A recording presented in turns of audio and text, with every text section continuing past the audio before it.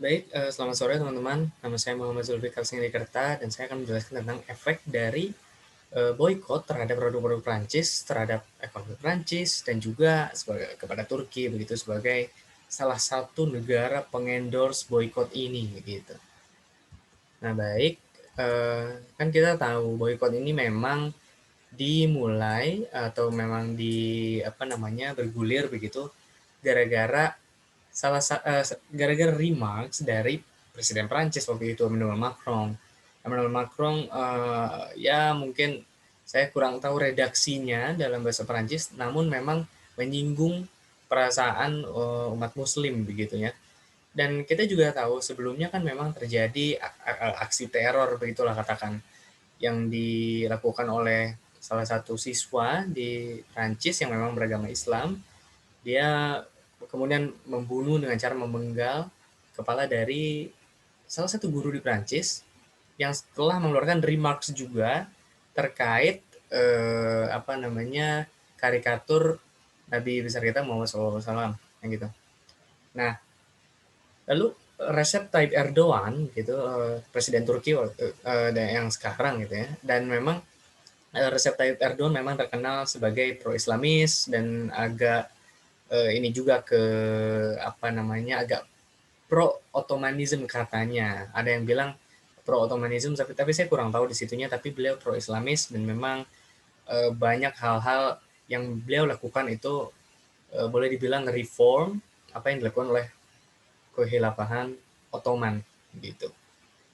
Nah, dan ini jelas remarksnya Emmanuel Macron ini menyulut kemarahan seluruh umat Muslim di seluruh dunia dan juga pemimpin-pemimpin negara yang adalah termasuknya Pak Recep Tayyip Erdogan.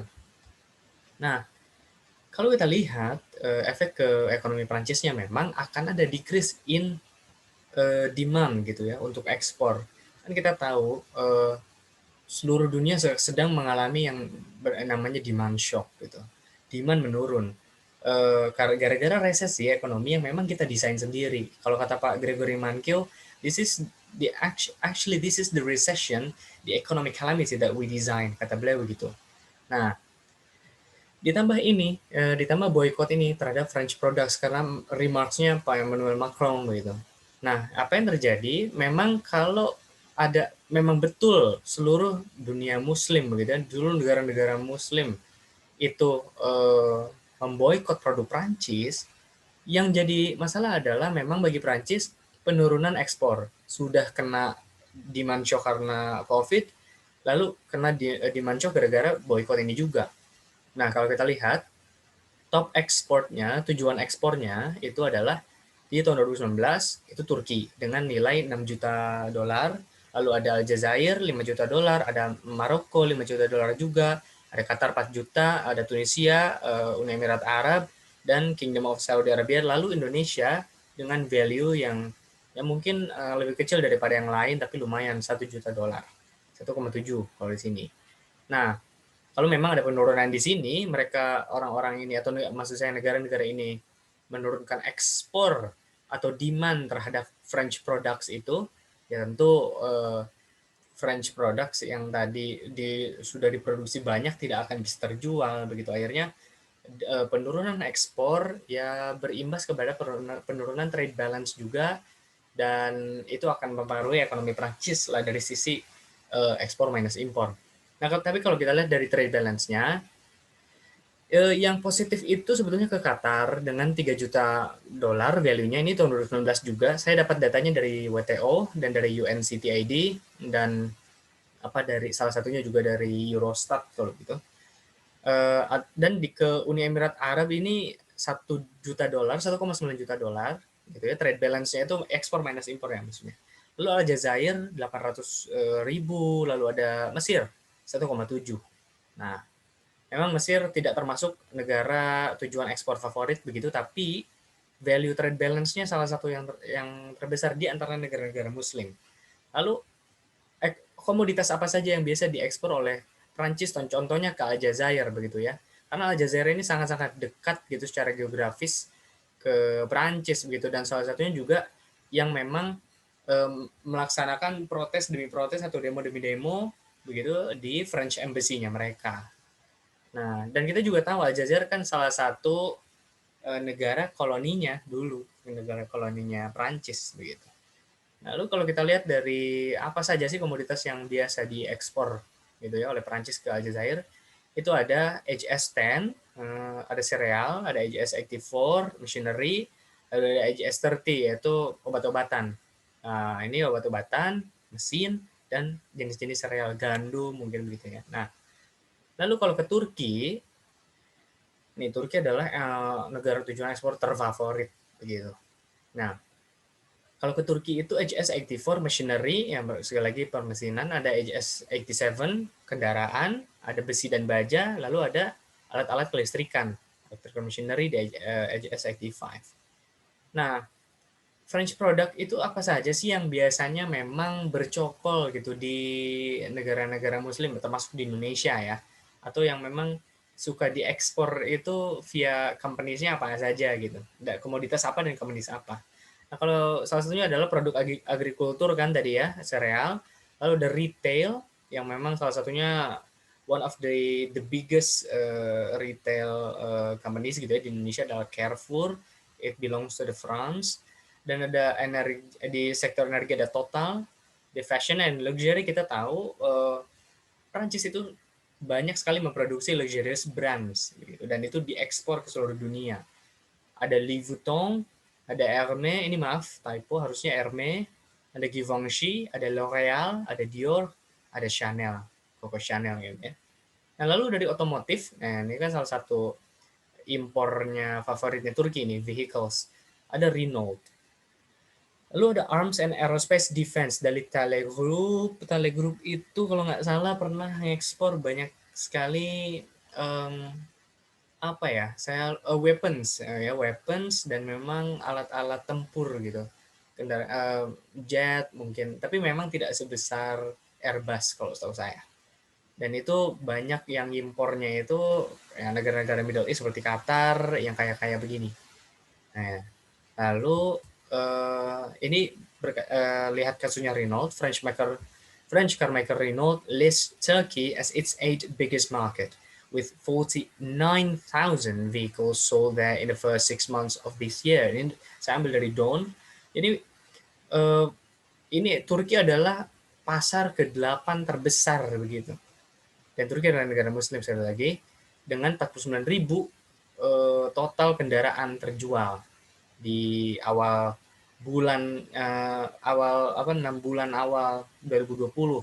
Dan kita tahu begitu ini sudah coronavirus ini sudah nyerang di awal-awal 6 bulan itu kan di kuartal 1 dan kuartal 2 itu maraknya di situ, tapi masih berhasil menjual segini gitu. Berarti kan demands for vehicles-nya masih masih cukup lumayan gitu meskipun diterjang oleh COVID-19.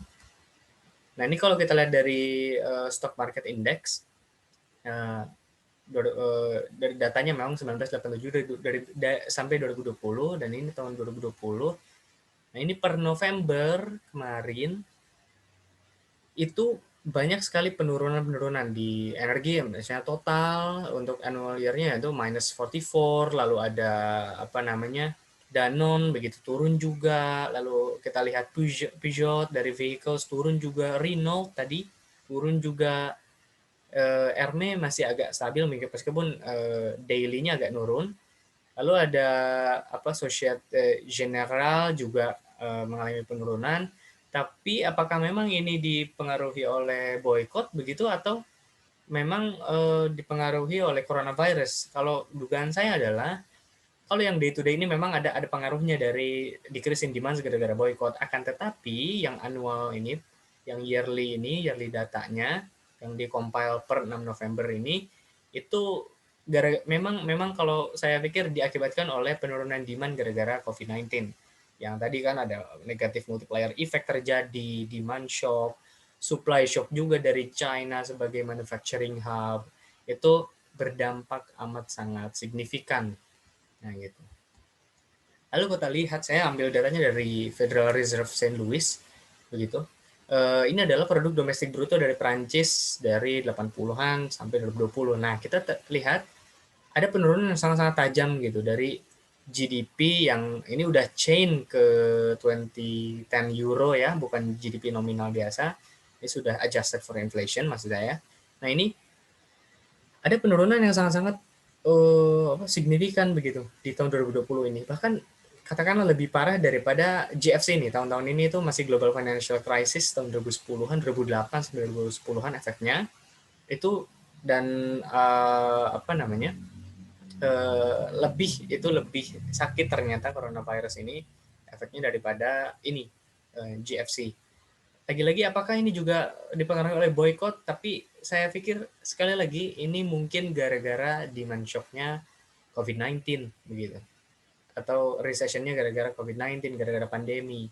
Alih-alih karena boykotnya mungkin boykot memperparah sedikit, tapi mostly gara-gara COVID-19. Karena ini sudah terjadi dari akhir 19 gitu.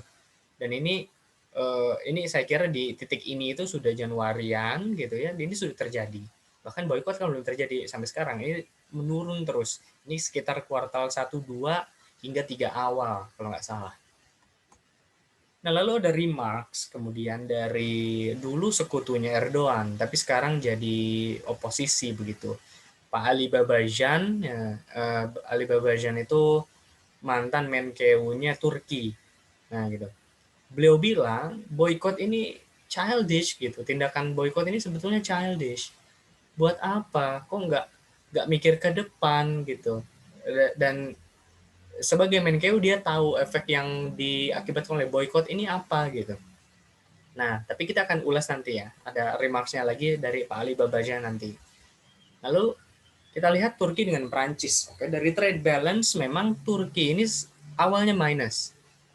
Ekspor minus impornya minus. Itu minus 1 million, 1.7 million, lalu 2016 1.3, naik lagi minusnya, turun lagi maksud saya, trade balance-nya jadi 1,4. Tapi di 2018 mulai mereka kencang ekspor ke Perancis hingga minusnya hanya 119 dolar, 119 ribu dolar, dan di 2019 naik menjadi plus trade balance-nya 1,3 juta US dollar. Nah, lalu France is Turkey's fifth most favorite export destination with value of 7.6 million. Oke, okay? Dengan value yang 7,6 juta, Turki juga ngekspor banyak sekali ke Prancis. Bukan Prancis saja yang tadi ngekspor banyak ke Turki gitu kan. Nah, yang jadi masalah andai Turki ini macam-macam ngeboikot produk Prancis dan lain-lain, EU bisa aja ngasih sanksi, bisa kasih tarif, higher tariffs misalnya, atau tidak ya kita boikot juga produk-produk Turki gitu kata EU, atau yang diwakili oleh Germany dan Prancis gitu. Ya Anda nanti nggak akan bisa ekspor banyak-banyak lagi gitu ya. Kalau Anda ngehalangin ekspor kita halangin ekspor kalian. Mau jadi merkantilis kalian kan begitu mungkin ya. Nah, itu apalagi Prancis ini punya teman-teman di EU gitu ya, dan Turki juga sebenarnya pengen sekali masuk EU, sudah menjadi kandidat sejak lama. Nah, kalau Prancis dengan kawan-kawannya kita boykot aja ini apa namanya power play gitu ya, mungkin Turki juga bisa ini power play ya sudah kita akan biarkan pengungsi-pengungsi Suriah membludak ke Eropa gitu. Jadi memang agak complicated gitu. Nah, ini tidak bisa dilihat secara dari sisi ekonomi saja gitu ya, saling boykot atau gimana, trade war, eh, tapi ini melibatkan faktor politik yang memang ini anak-anak HI yang bisa jabarkan gitu ya. Nah, inilah pentingnya multidisipliner. Nah, lalu France is a most favorite source of imports gitu ya tadi. Nah, jadi impornya 7,4 Turki dari Prancis, ini ngekspor ke Prancisnya 7,6. Tadi kan balance-nya segini nih jadinya. Nah, maksud saya yang jadi concern adalah ya tadi kalau misalnya Turki ngeboikot produk-produk Prancis sekali lagi tanpa memperhatikan situasi politik dan lain-lain begitu. Kalau EU punya power mau nunjukin power play-nya ya kita mungkin EU akan ngomong ya kita akan boikot aja lagi. Nggak jadi masalah kok yang gitu ya. Nah, lalu ini yang jadi concern juga, Renault has factory in Northwest Turkey. Ini maksudnya Turki apa namanya? Timur laut gitu ya. Kalau nggak salah Northwest gitu ya. Oh, barat laut mungkin ya maksudnya ya, maaf. Northwest itu. Nah, jadi Over 6,000 people work there. Ada sekitar 6.000 bekerja, ribuan orang bekerja di Renault gitu. Lalu another is supermarket chain Carrefour gitu. Carrefour itu punya subsidiary-nya ada 643 stores gitu ya di seluruh Turki, dan memang mempekerjakan sekitar 10.500 orang gitu. Ini contribute to employment-nya Turki juga gitu. Nah, memang mereka bekerja untuk perusahaan asing, tapi kan memang help apa namanya help Turki with combating unemployment. Nah, yang jadi masalah kalau misalnya demand for French goods-nya nurun di Turki, yang ini juga mungkin dijualnya ke orang-orang Turki lagi ini, si Renault dan Carrefour ini juga kan. Nah, kalau mereka mengurangi demand-nya, orang-orang Turki ini mengurangi demand-nya gara-gara boykot gitu ya, yang kena jangan-jangan 6.000 pekerja dan 10.000 pekerja ini juga gitu. Yang rugi Turki-Turki juga kalau memang boykot tetap dilaksanakan. Itu maksud saya. Nah, lalu kita bahas tentang currency juga. Ini kata Pak Robin Brooks dari IFF gitu, IIF, sorry. Turkey has outgrown its emerging economy peers. Tapi apa ininya? Cost-nya apa katanya? Katanya itu adalah credit dependent growth mean big current account deficit. Nah, jadinya gara-gara tadi Turki itu kan sedang mengalami economic growth yang memang ekonomi pingin itu Erdogan itu pingin sekali Turki mendapatkan satu yang namanya economic boom gitu. Jadi growth itu sedang digedor lah gitu sama Turki ya. Tapi memang finance by foreign finance gitu. Nah lalu akhirnya ini juga diperparah oleh aktivitas Turki yang memang impornya banyak. Kalau nggak salah, nanti kawan-kawan boleh cek di WTO lah ya datanya. Kalau nggak salah, trade balance Turki dengan dunia itu minus gitu. Karena Turkish love their products, they import lots of goods and commodities gitu ya. Akhirnya mereka ya bayar pakai lira, liranya dikonversikan ke vehicle currency, lalu vehicle currency dikonversikan lagi ke negara pengekspor gitu. Ya akhirnya demand for foreign currency itu naik gitu. Akhirnya gara-gara tadi credit dependent growth dan import yang memang membludak gitu, yang naik signifikan. Akhirnya kata CNBC, shrinking foreign exchange reserve, growing foreign denominated debt bikin lira lemah gitu. Value-nya lemah jadinya liranya. Tadi demand for foreign exportnya kan, kalau ruginya kalau kita banyak demand untuk foreign currency ya karena ditukar dengan currency kita gitu ya. Jadi yang value dari kita itu ya lagi-lagi shrinking gitu. Value dari currency kita shrinking. Ya, itu mau nggak mau demikian. Nah, apa akibatnya? Oh ini kita akan bahas dulu yang kata-katanya Pak Ostrov dari Wall Street Journal.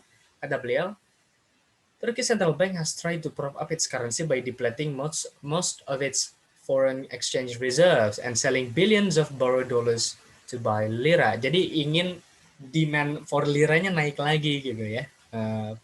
Turkey Central Bank ini, dan saya tahu betul gitu ya kemarin ketika ketika saya pertama kali apa namanya membeberkan ini di depan kawan-kawan di kelas itu Turki sudah ganti central bank untuk kedua kalinya. Gubernur central banknya diganti oleh Pak Erdogan gitu. Nah ada yang bilang wah ini kalau ganti-ganti terus ini jangan-jangan bukan gubernur central banknya yang nggak benar tapi Erdogannya. Ada yang bilang demikian. Nah tapi that's politics lah. Nah lalu kalau kita lihat how many Turkish lira each currency by. Nah, ini dulu tuh strong, lumayan strong ya. Lira itu cukup tidak begitu weak gitu melawan US dollars atau melawan euro. Tapi sekarang sudah semakin jatuh begitu value si currency-nya tadi, value liranya tadi. Per Agustus itu hanya sekitar 8.5, 8.8 gitulah si ininya ya, scale-nya. Nah, strength-nya itu ya tadi gitu. Euronya malah yang menguat gitu strength-nya. US dollars juga. The Turkish currency slipped to a historic low of 8.55. Sorry, bukan 8.8, tapi 8.55 against the euro. There was no need for a boycott of French luxury brands because they could not afford them in any case. Ini karena Michael Daventry dari Euronews beliau bilang, jangan-jangan ini nggak perlu boykot French products lah Turki. Kalian beli aja nggak mampu. Mungkin itu ya, ini teriak orang Eropa mungkin. Jadi ya nggak usah sok-sokan begitu. Jangan-jangan Anda memang pengen ngedecrease import saja demi memperkuat lira kan gitu. Atau jangan-jangan politik power play aja gitu. Erdogan ini. Ada yang nyangka demikian gitu. Jadi it's beyond religion gitu. Kadang-kadang banyak hal itu beyond religion. Memang religion is one of the aspects gitu ya, triggering an event, tapi mostly political and economical.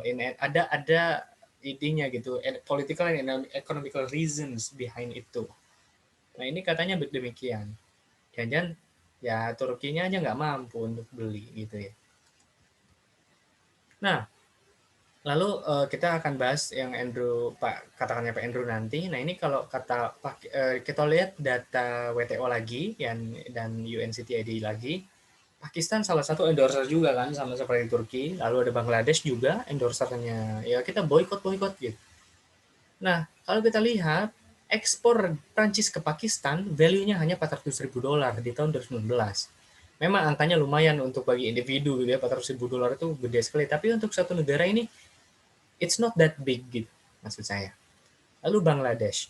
Export value ini maaf ya, tipe lagi artinya ke Bangladesh itu hanya 249 ribu dolar saja di 2019. Nah jadi ya maksud saya Prancis tidak kehilangan pasarnya gitu ya karena pasarnya ini bukan mereka, bukan Pakistan atau Bangladesh. Kalaupun diboykot ya silahkan mungkin ya Prancis akan mempersilahkan itu karena kita tidak mengekspor banyak komoditas ke negara-negara Anda. Nah itu mungkin statement Perancis terhadap Pakistan dan Bangladesh sebagai boykotter gitu. Karena target marketnya ya Anda bukan target market utama gitu.